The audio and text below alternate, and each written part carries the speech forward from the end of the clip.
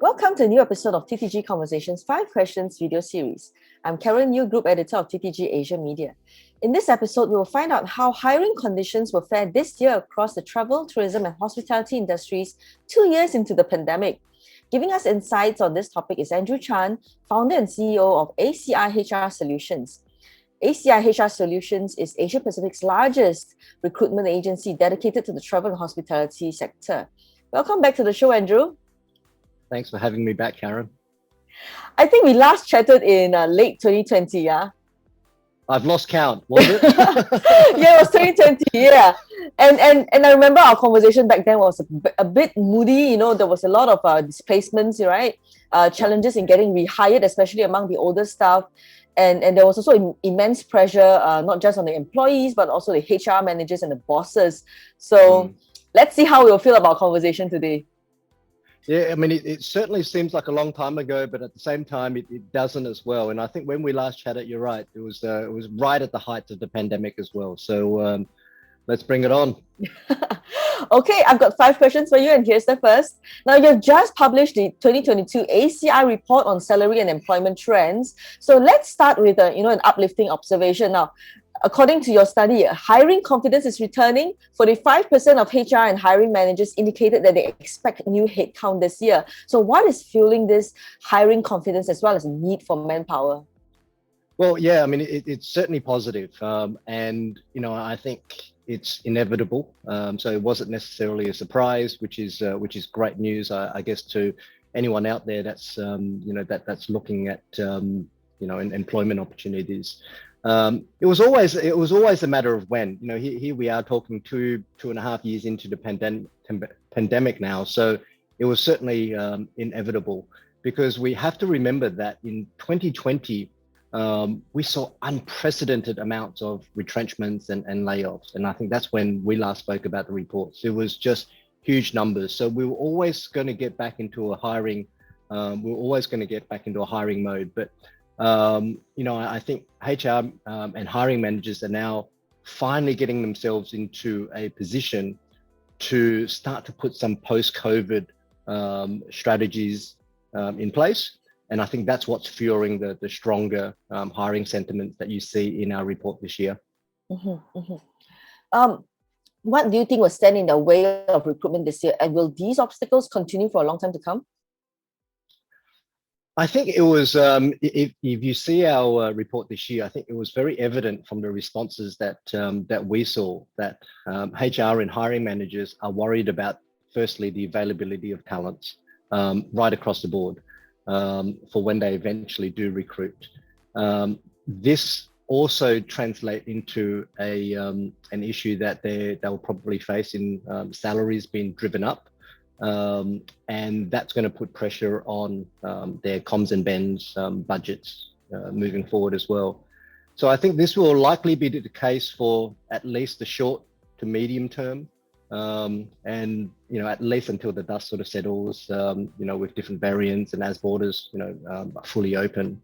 It's certainly a double-edged sword for most companies at the moment. If you take positions such as operational roles and sales and marketing roles, companies need those staff to bring business back into the door for them, and also be operationally ready.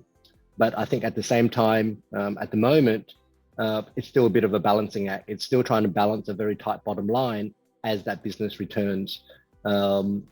So I think that's going to be a short to medium term problem for a lot of organizations.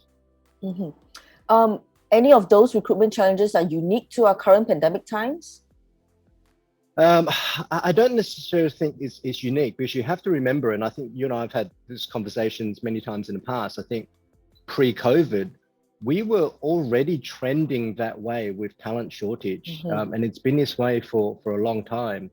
I think the pandemic has obviously exaggerated the problem further.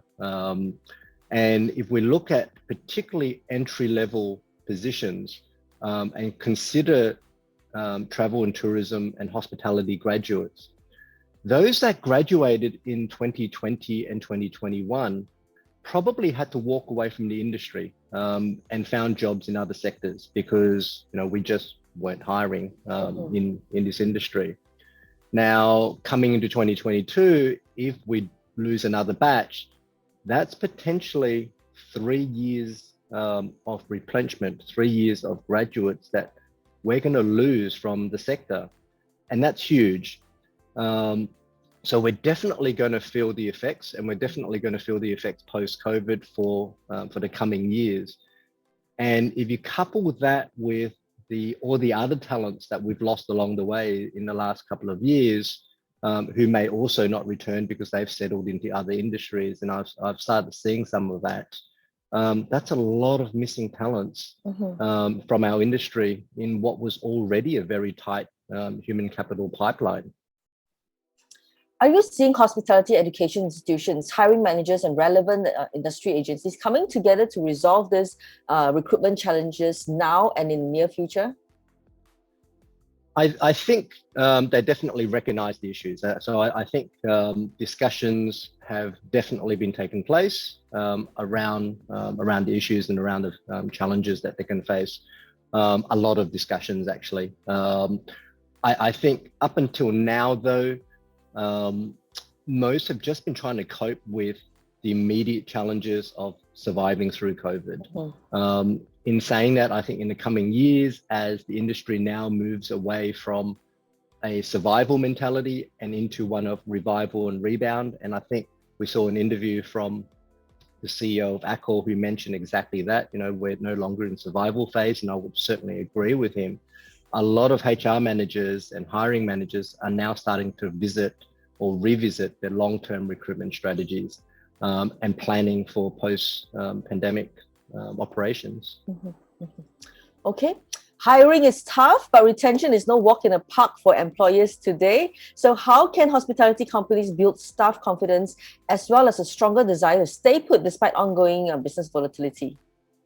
I think this is going to be a tough one. And I think the recent buzz in the industry has been a new term, the Great Resignation. And I think that's got everyone fearing at the moment. So together with the hiring challenges that we've already just talked about, I think retention issues will become or could become a double whammy for many employers, certainly in the short to medium term. I'm already starting to see that. I'm already starting to see companies that made hires in 2021 and then only to lose those new hires, those employees, a very short time afterwards. And I think there's probably two main issues at play here. I think many new hires and even existing employees that joined the organization last year probably joined on a reduced salary. They simply had to gain employment, and there are probably still existing employees that are also on reduced salary. So I think as staff and employees start to look for a narrowing of the gap of salary from what their expectations were or what they were on previous to the pandemic to what it is now, you're going to see a lot of movements as the industry recovers, as they're sort of starting to chase their pay packets back.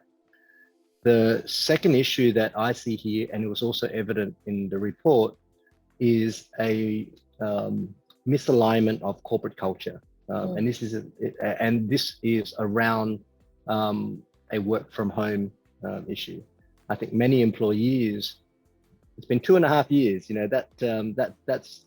that becomes habit. I think a lot of employees have realized that, they can actually do that job from home. But a lot of employers are starting to push back and wanting employees to come back into an office environment. So there's going to be a misalignment, somewhere there over that short period of time as we come out of COVID. Although I think this will likely be ironed out over time, but an issue nonetheless for the moment. Enlightening. Thank you so much for your time, Andrew. Those are the 5 questions I've got for you. Thank you, Karen. So past and future episodes of TTG Conversations, 5 questions can be found on the TTG YouTube channel. Take care, everyone. Stay safe, and I'll see you on the next episode. Goodbye.